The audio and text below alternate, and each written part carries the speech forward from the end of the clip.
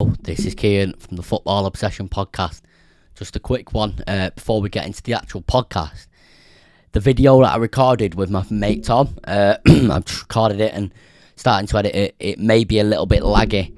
It may be due to his internet or my internet. I'm not sure what that is. But just bear with me. Just even listen to it in the background if you need to. Just bear with me. And I'll try and get that sorted for the next video for sure. It may not be laggy, it may not come out laggy, but from my end it looks laggy. Be sure to leave a like, comment your opinions, share and subscribe, please. Just please bear with me. I'm sorry about that, honestly I am. Obviously I'm still learning about all these things. I'm quite new to all this, so just bear with me. Hello, this is Kian and welcome to the Football Obsession podcast. I'm doing the podcast with my mate Tom today. Do you want to say hello? Hello. We're going to talk about a few things, including the England game, reviewing of the Euro so far, and the story of Christian Eriksen and more. So this is literally straight after England have just beat Czech Republic 1-0. I'll give my thoughts on the game and I'll ask your thoughts. I thought the first half was a lot faster than against Scotland. It was more tempo, passing quicker, getting up the pitch quicker. And then the second half we went back to square one, slower, and then I'm back to subbing, making weird subs. For example, the Grealish for Bellingham sub. I thought that was weird. What about you? What's your thoughts? I thought same as you. It was a lot better. A lot better. I'd say that. I think Grealish made a difference, and Saka. I can't lie. Yeah, Saka was amazing. He was amazing, making them runs in behind. Even Sterling. Yeah, he did amazing. But no, yeah, that's my thoughts. I thought it was just real good. Yeah, see us play football again. Yeah, as much as I don't trust in Southgate, but I'm just trying to have positivity and think it's coming home. Yeah.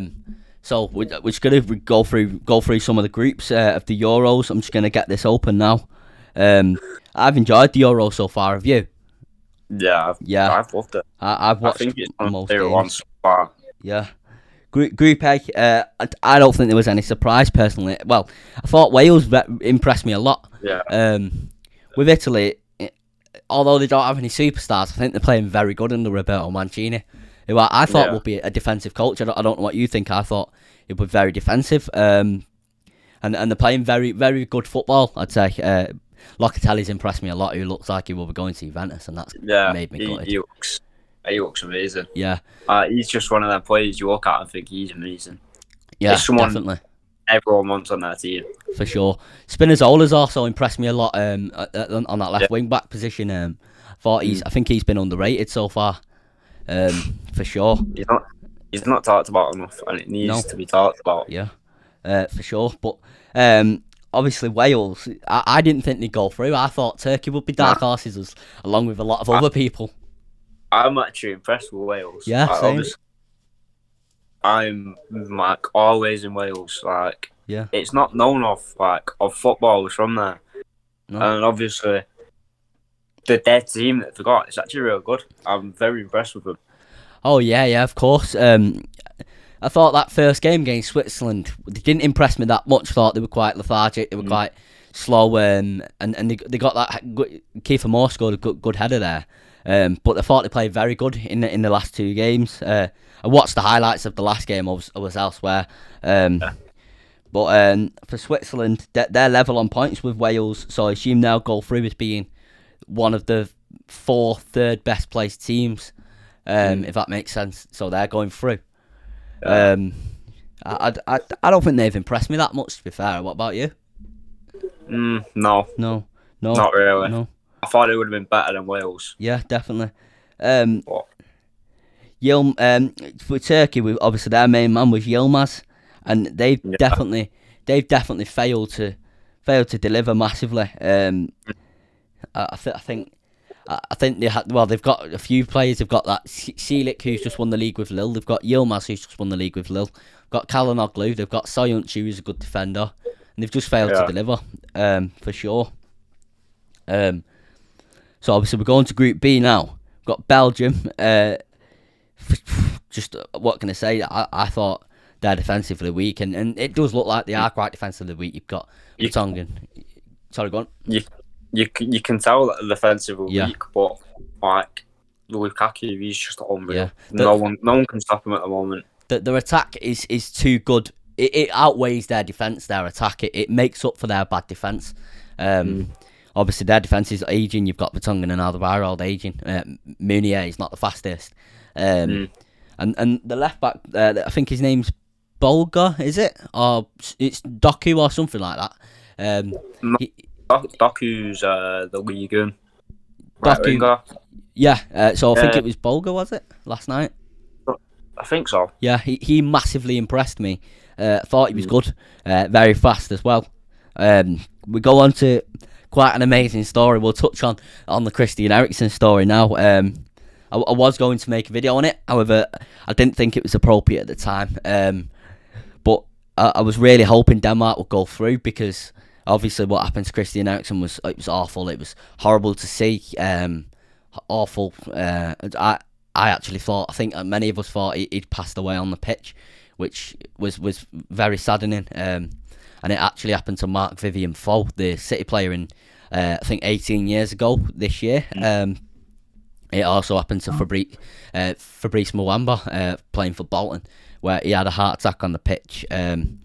Daley Blind it's happened to. Obviously, these players, obviously one was, sadly, it couldn't survive, but these players have survived, and we've got to thank the Denmark medical team for being so urgent and so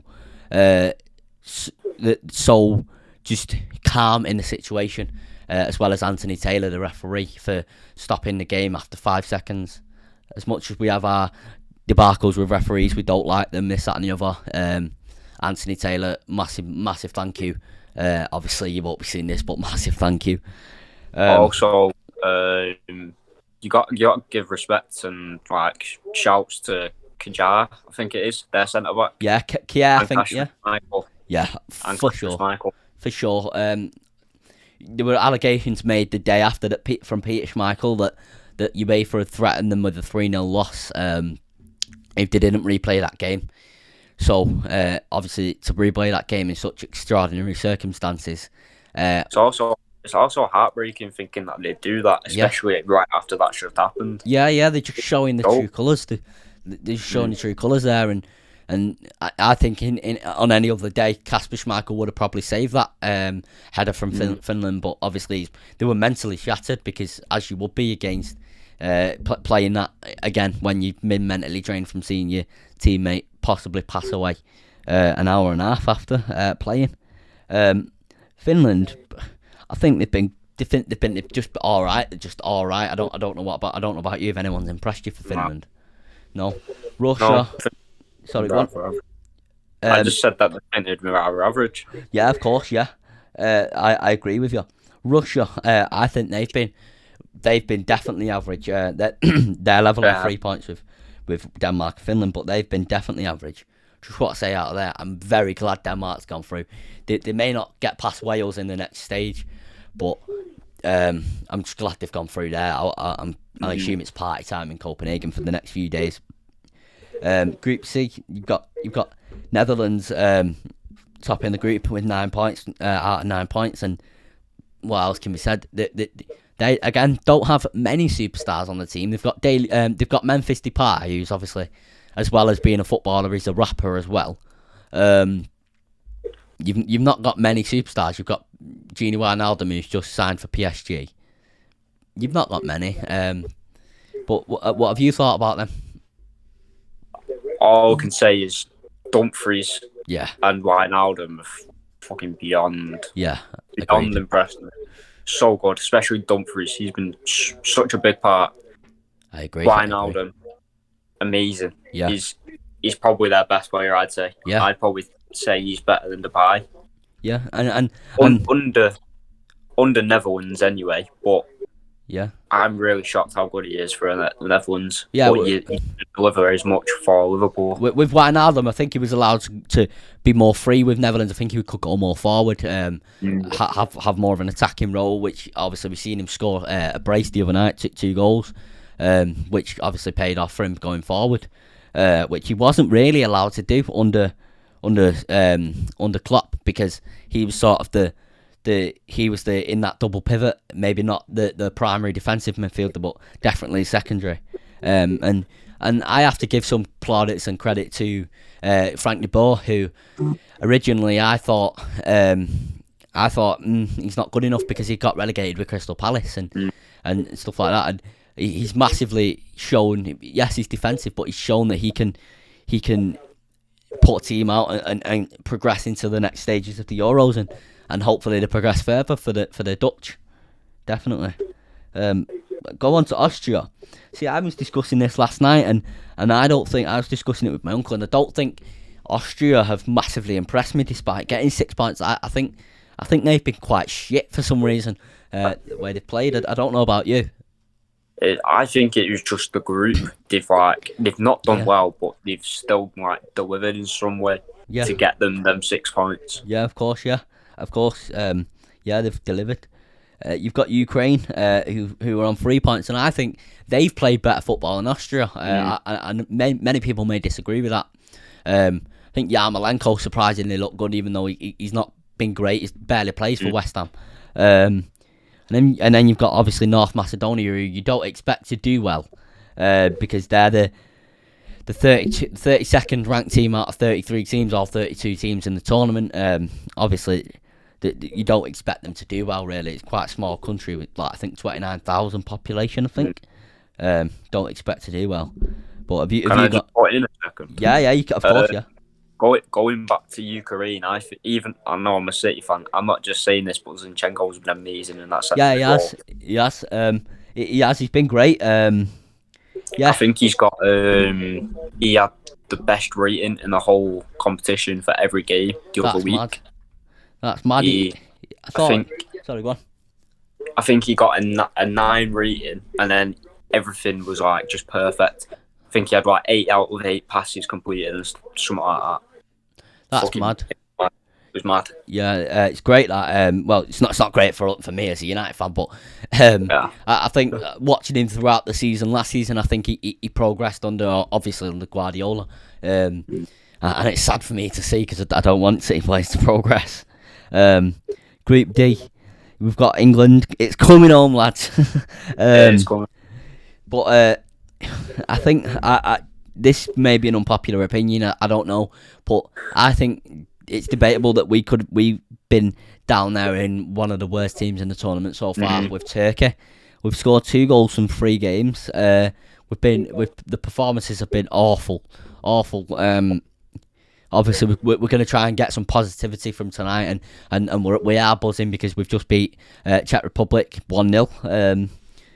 And it was nearly 2-0. Obviously, Jordan Henderson had a goal ruled out from offside.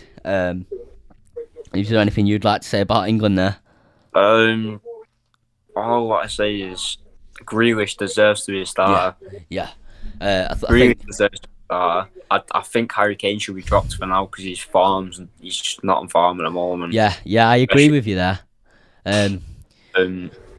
Saka needs to be brought in more often. He did so well today.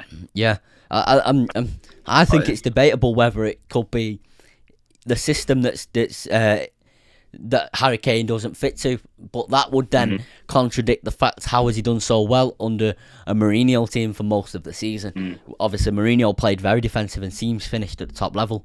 So Southgate, I'm not sure whether the system fits Harry Kane or not. But I think as much as you know, I love Sancho. I'm always going on about him. I do think he should be getting more minutes, and that's not just bias.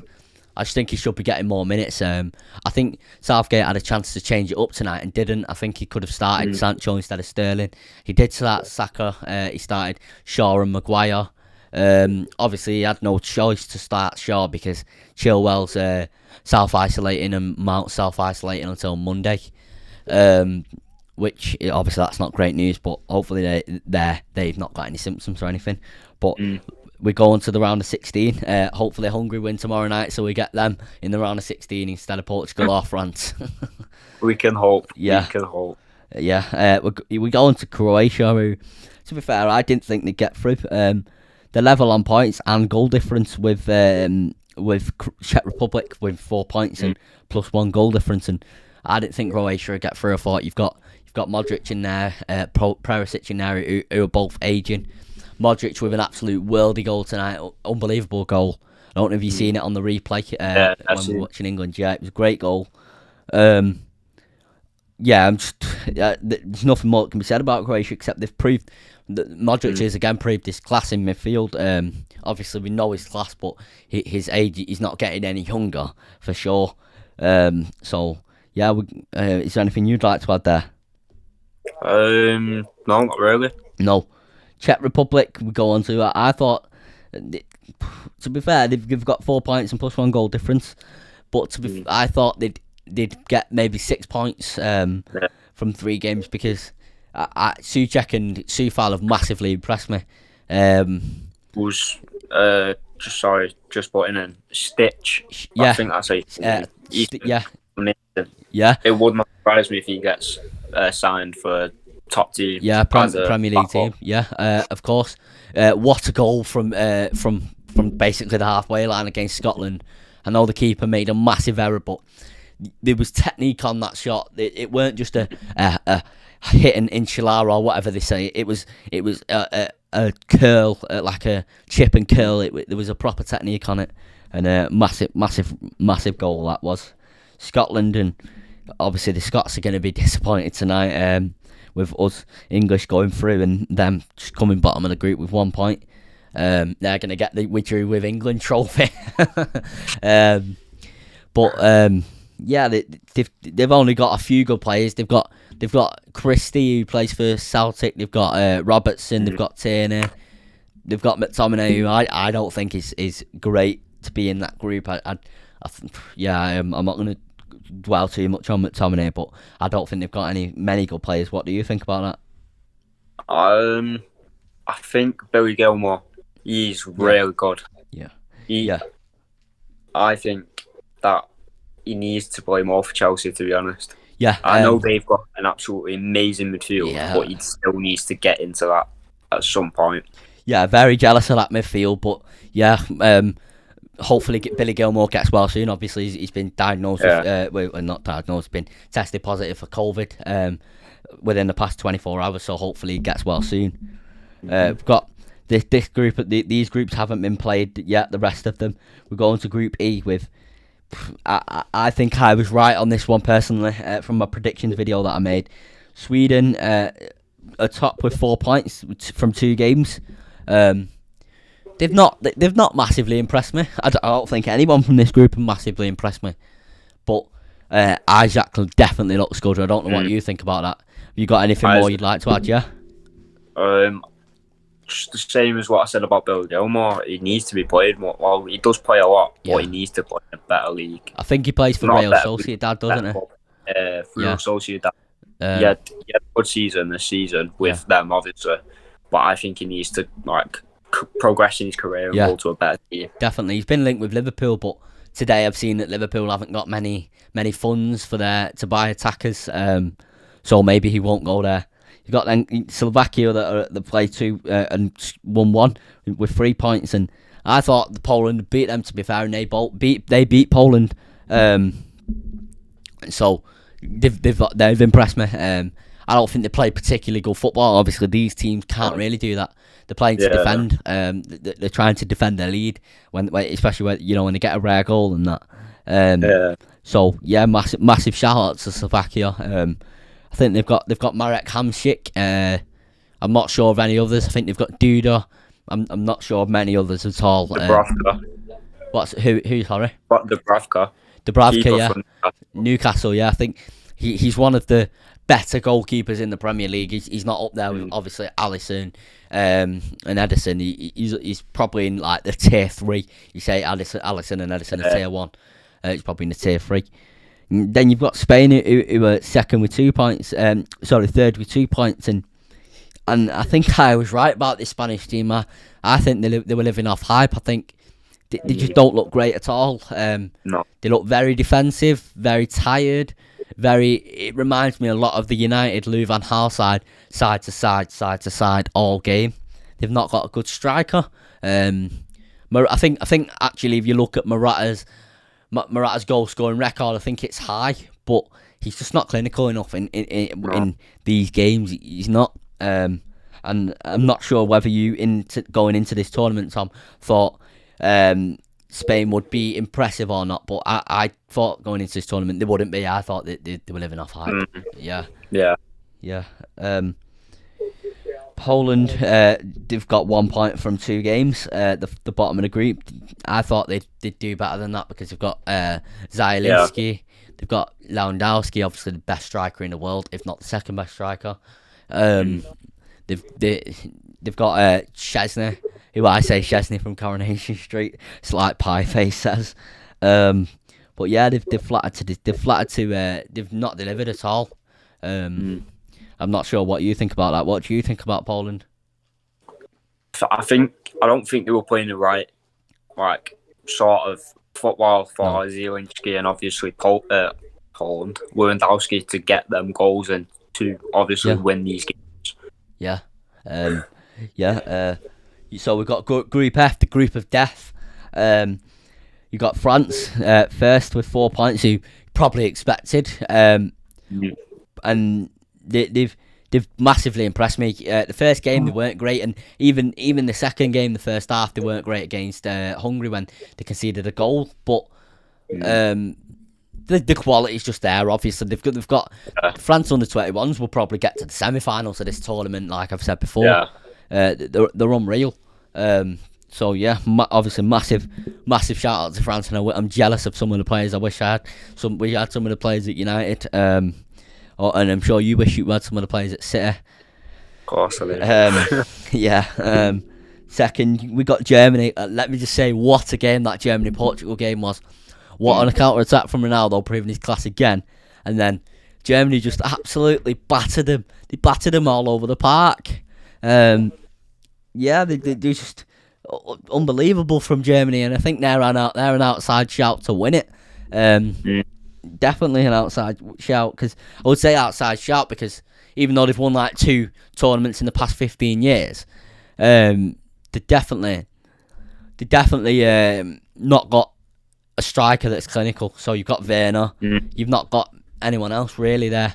Can I just put in though? Yeah, of course. On Werner, in my opinion, Werner's actually still as good as he was at Leipzig, but obviously just minus the goals. He creates all these goals for obviously these goal scorers. Yeah. But it makes him look bad because obviously he's been signed for Chelsea to score goals for 50 million as well. Yeah.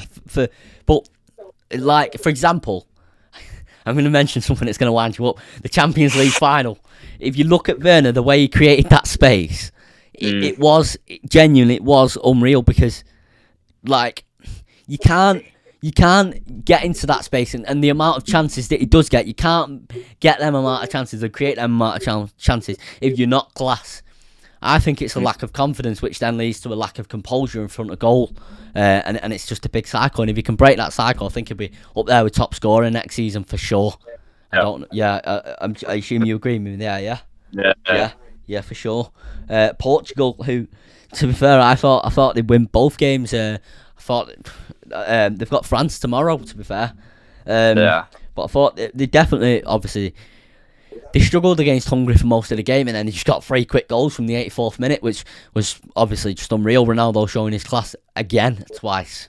When people are saying he's finished, I would massively disagree with that. Obviously, Portugal. Can I butt in again? Yeah. Just touching on Portugal, I've not been very impressed with them, to be honest. Oh, haven't you? No, especially 2 players in particular. I think they've been overhyped. One of them's my own player as well. Ruben Diaz. And Bruno. Bruno. Performed. Bruno. Bruno's not been great, and I'm the first one to dig out players, especially like City players like Ruben Diaz, as I was digging out on Snapchat the other day. But Bruno, he has done as what people have said, ghosted. He's. I don't know. There's something about international football where I don't think he's ever been great, and I'm not saying Ruben Diaz is completely shit. Going to be completely shit for City. Although maybe I do carry some of them opinions. I think Bruno Fernandes, I don't think he suits that system that the manager's playing. I think it's a very defensive system with a double pivot, which he hasn't suited much. He's done obviously unbelievable with us, with United, since we signed him January 2020, but that double pivot with, like, for example, Fred and McTominay, he hasn't suited that because Fred and McTominay aren't good enough, and Danilo Pereira isn't good enough. I'm not sure who's got playing alongside him. I can't remember, but he's not good enough, and maybe that's affecting Ruben Diaz because at City, at City you've got Fernandinho, you've got Rodri, you've got Gundogan, who can just drop into there. You've even got Foden, who obviously he's more of an attacking player, but can drop into there if needs be. And maybe Ruben Diaz is struggling without a good CDM there, as most of the team can, as I've seen with United. So obviously I'm talking off past experience there, and we'll have to just wait and see. I do disagree with the manager's subs. I disagree with the fact that he's not using João Felix more. He's not making a sub until like the 81st minute on both games that they've played, I think it was. So I think he needs to. I also think he needs to play Renato Sanchez more, who just won the league with Lille. Massively agree with that. Have you got anything else you'd like to add there? No, not really. No. And then we're going to Hungary, who, to be fair, they got a point against France. You can't really expect them to do much more than get 1 point in that group. Didn't even expect them to get 1 point. So, to be fair, they've impressed me in terms of the fact that they managed to hold out for a point against France. As I say, we didn't expect them to get a point. Now, have you got anything else you'd like to add on any of the groups or any of the teams? Yeah, just about Hungary there. Yeah. If I was Hungarian, I think I'd be very proud with the players, with the coach and everything. I'd be very proud. I wouldn't care that we haven't got past the group. I'd be very proud of the players. No, yeah, I agree with you. I agree. So we're going to go on to now teams that have unimpressed and failed to deliver, which we've sort of already touched on. I'm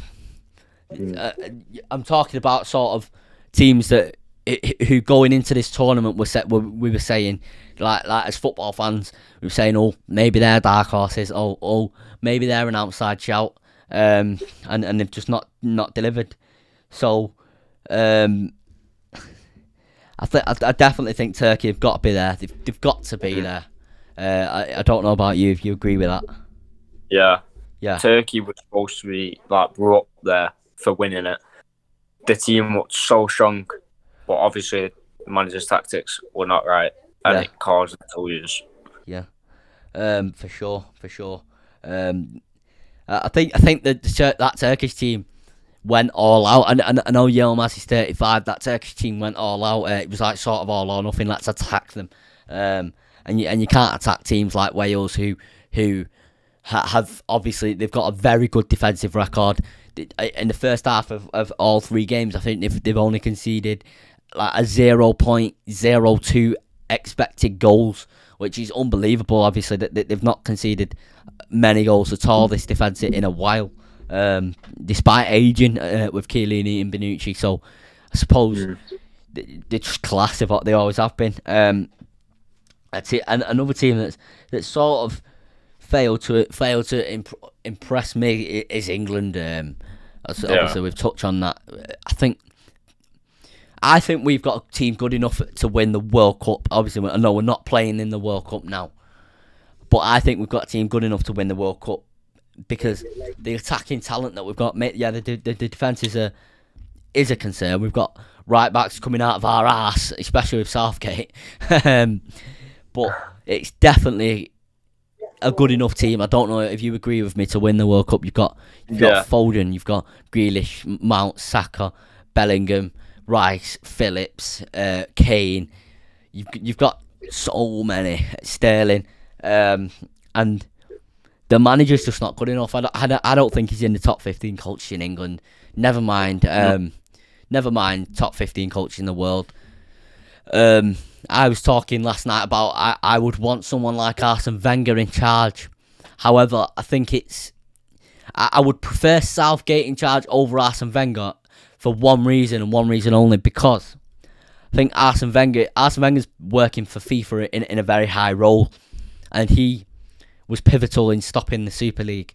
The way that he came out after the Super League and said these quotes that I've shown you from 2009 that I made, for example, he said, in 10 to 15 years, a Super League will be formed. Obviously, he was managing Arsenal at the time, and he would have been able to see the greed that was at the game, and the Cronkies that were in charge, and obviously the Glazers, and you've got City who had just been bought, Chelsea who had been bought in 2000. You're starting to get new money in the game. You're starting to get massive amount of money from TV deals and stuff like that. And he's very intelligent, and I think knows the future of football. So I would prefer him to stay in the role at FIFA, rather than being a role at England. I don't know what you think about that. Yeah, I agree. Yeah, massively. So I also would like someone like Graham Potter in charge, but I just want to touch on the fact that I don't know whether you'd have much to say on this, but I've seen, especially with certain United fans on social media, there's comparisons between Southgate and Ole. Now, although I do agree that there's definitely some comparisons. For example, before I was discussing United's medical staff, United's coaching staff, United's manager Ole, England's medical staff, England's coaching staff, and England's manager have all failed to see that Rashford is not fit to be in a squad. He's gone down injured every single game pretty much the whole season, and played 76 games in a calendar year, which is unreal. Also, Southgate would not finish, in my opinion, second in the championship. Never mind second in the Premier League like Ollie has done, especially with an awful midfield. I don't know, do you have any opinions on that? I know you support City. No, not really. I agree. No, with everything you said. Okay. So we're now going to go into players that have impressed me.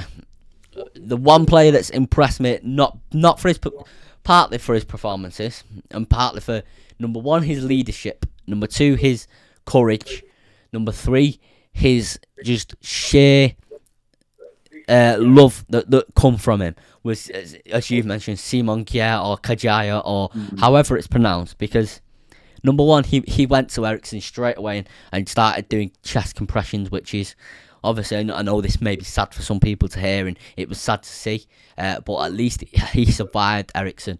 Chest compressions and instantly, and then went over to hug his wife, Eriksen's wife, obviously to comfort her, which she obviously needed. She would have been in shock, would have been scared, will have been all sorts of emotions swirling around. So there would have been all sorts going on there. So I don't. Do you have anything you'd like to add on that?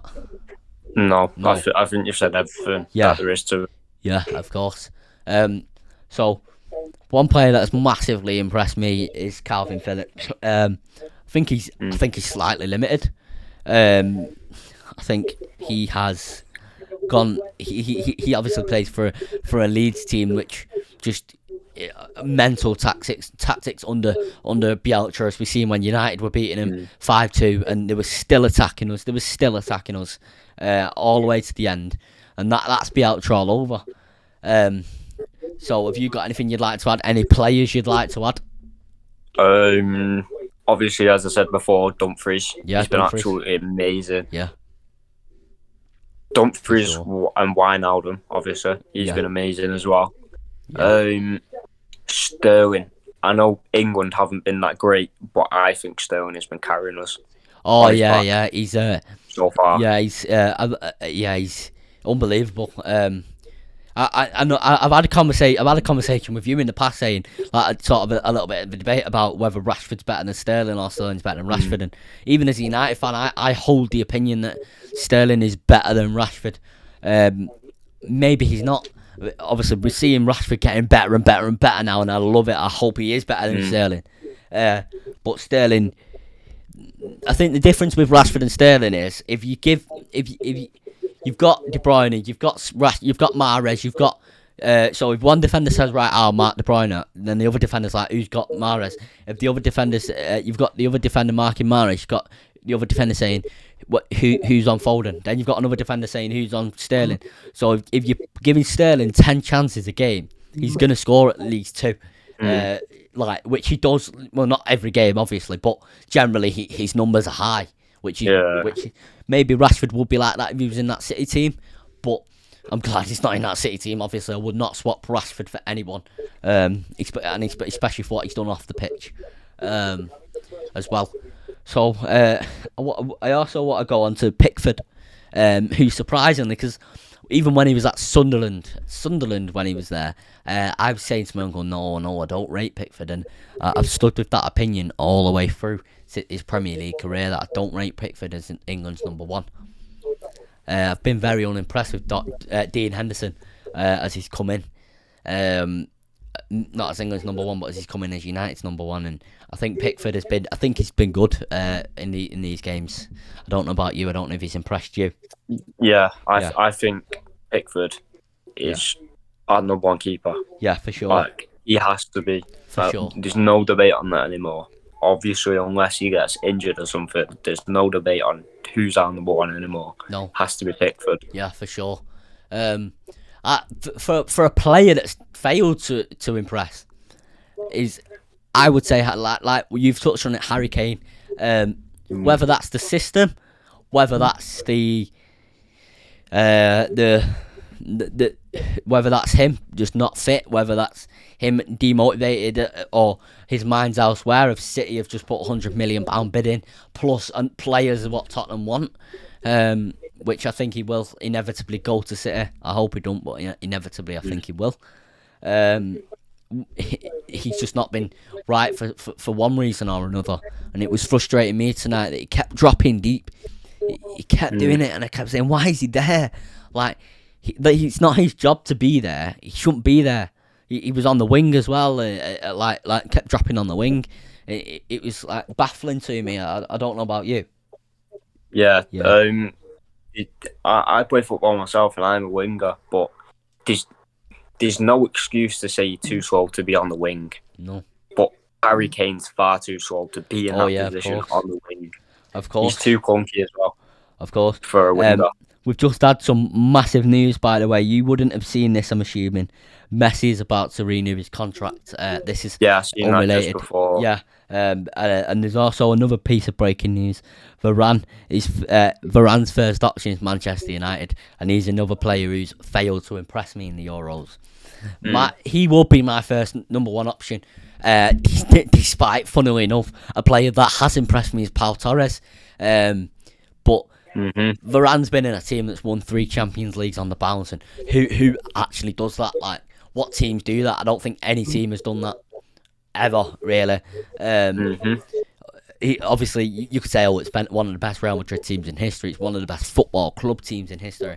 But you don't remain in a team for even a year that's won a Champions League if you're not good enough as the first choice centre half, along with Sergio Ramos. You just don't do that. So I would massively say I want Varane, but obviously that's for another day. And we're gonna go into Pau Torres, who hasn't impressed some people, but he's impressed me. He's kept a few clean sheets. I think he was at fault for the goal the other night. But I thought his performance in the Europa League final against United, sadly, and then his performances for Spain have been good. I don't know about you. What do you think about that? I was watching the Europa League final, and I thought he's not Villarreal level. No, at all. He deserves to be. He's like Isaac. He deserves to be at a better team. Yeah, for sure. But we're gonna go on to predictions for who will or could win it now. You've obviously got the France, the Portugal, the Germany. Whichever go through, whether all of them go through because of one of the one of the third best placed teams, or whether you've got Belgium, who I think could win it. One team that I'm backing to win it right now is Italy. I don't think that, like I've said, they've not got no superstars. They've got Immobile, who's playing well, scored a few good goals, scores goals for fun in Italy. You've got what's his name? Locatelli. You've got Spinazzola playing well. You've got basically the whole team. Maybe Berardi playing well. I think he even got a goal. Is there any standout teams who you're backing to win it? There's only one that I can think of right now. That's other than, like, obviously France, Portugal, Germany, and that's Netherlands. They just look so strong and look like they can just beat any team that comes in front of them. Yeah, they give any team. Obviously, they give any team obviously a difficult game on the day. And hopefully England win it. Hopefully, I just don't trust in the manager. I think if we had a better manager in charge, I definitely think they could win it, but I don't think they will. Is there anything else you'd like to add on today's podcast? No, nothing. So this has been Cian. That's been Tom from the Football Obsession, and we're out.